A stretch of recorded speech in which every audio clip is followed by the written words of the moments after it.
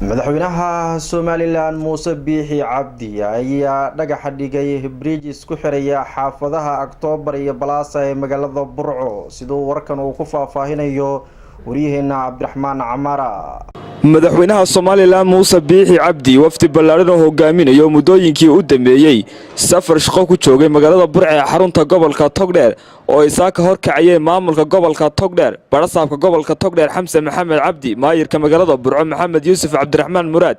ayaa waxay isaaka dhagax dhigeen laba bridge oo laga hirgelin doono xaafado kala duwan oo ku yaala gudaha magaalada Burco.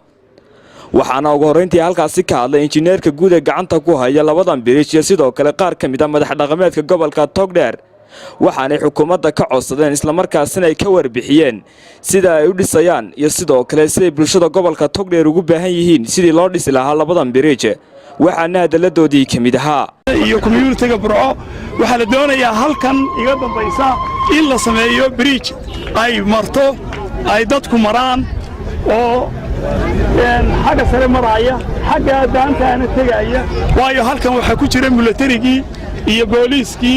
يا دختركي يا حافظ أعضو فربضان يا إسكول بدن هران اللورد إن الله بلابي وأنا نسيب هناك مدحوينه سومالي لاند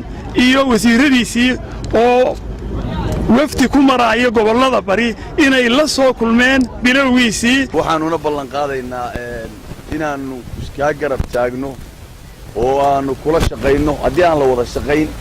de waxba hawshu wax badan baa dayacmay inaanu kula shaqeyno waxaan u gudbayaa biriikan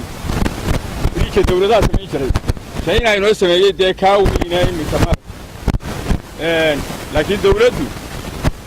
malyan iyo 1.5 buu sheegay annaga 0.5 ka noo dira malyan kuwa idinka geesta kale waxa iyaguna halkaasi ka hadlay barasaabka gobolka Togdheer Xamse Maxamed Cabdi iyo maayirka magaalada Burco Maxamed Yuusuf Cabdiraxmaan Muraad iyagoona sheegay inay ka maamulahan ka go'an tahay sidii u dhisi lahaayeen labadan bridge ee laga hirgelin doono xaafadaha kala duwan ee ku yaala gudaha magaalada Burco waxaana hadaladoodii ka mid ahaa project number 2 ah iyo kan minka gacanta lagu hayo oo project number 1 oo ah marka Irish bridge isagu xagga sare maraya sida bridge-ka caadiga oo kale oo ay dadku maraan halkan waxa inaga xigay iskuulo fara badan madaxweyne Sheekh Yuusuf baa inaga xiga Sheekh Bashiir baa inaga xiga Ismaan Cabdi Cali baa inaga xiga Maxamuud Cali baa inaga xiga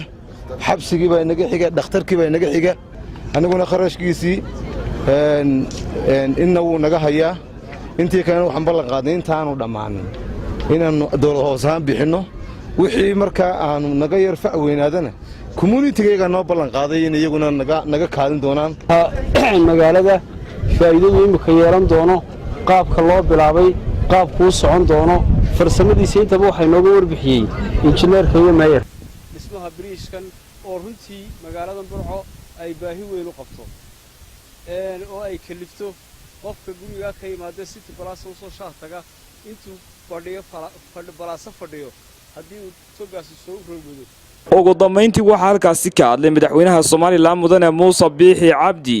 waxaanu ku baaqay in sida ugu dhaqsaha badan leh labadan bridge loo dhameeyo madaxweynaha arrimahaasi ka hadlayna waxa hadaladiisii ka mid ahaa noo mabdaa markaynu arrimaha gudaha ka shaqeynayno oo ah shaqo qaran oo qaranku u dhan yahay iyo taakulayn qaran waxaanu qabsanaa qaran ahaan aynu isku tagno waxaana dee Burco waxyaalo badan bay dadka u bilowdaay suldaanna ka soo qayb qalo annaguna community-ga waan ka wadnaa qaybteedii oo dhagaxayna dhigana dee maanta noo bilaabay oo xafida gobolka kale way ku dayan doonaan ku hadaaqaysa haddii aan la yiraahdo qaranka iyo difaaciisa u wada heelan shalay intii baday nabadgelyo waxa dhex socday Togdheer iyo Burco galbeedkeeda yani yuhuunta ka jirtay qaran daafaca iyo dadkaas oo soo baxeen iyo niyadda ka hadlay wadayaabis marka aad iyo aad baan ugu faraxsanahay ku ducaynaa in halka hore sii wadaan xilka qaran haysan Togdheer ahaan xusnaataan inaad tihiin lafdhabartii isku xidhasay Somaliland marka ay noo ilaasan lafdhabartu inay caafimaad qabto oo shaqaynayso oo la jimicsan karo oo la ordi karo oo culays badan la qaadi karo markii aan dhabarku ku fayo yahay marka halkay qaranka jirta Togdheer ha ogaato xilkaana haysa saarto dhagax dhig labadan bridge ayaa amiday bulshada magaalada Burco gaar ahaan bulshada ku dhaqan xaafadahani mid ay baahi weyn u qabeen isla markaasina xilliyada roobka ay sababa khasaare badan meelaha laga dhisayo labadan bridge cabdiraxmaan cabdilaahi xasan camaar telefishinka caalamiga ee Somali News magaalada Burco.